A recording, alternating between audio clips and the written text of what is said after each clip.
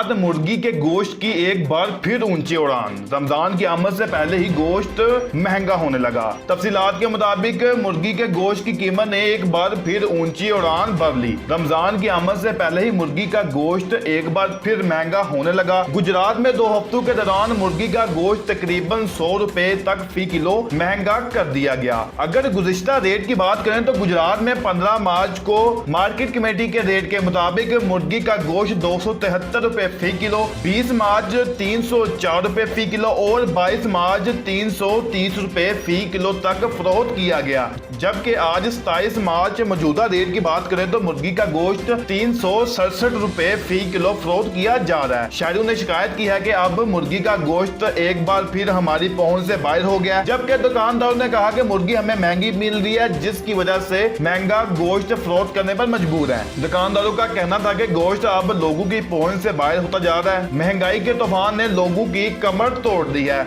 उन्होंने कहा कि अब हम अपनी दुकान का किराया और दुकान में मौजूद मुलाजमों के वाजिबात भी बामुश्किल अदा कर पाते हैं।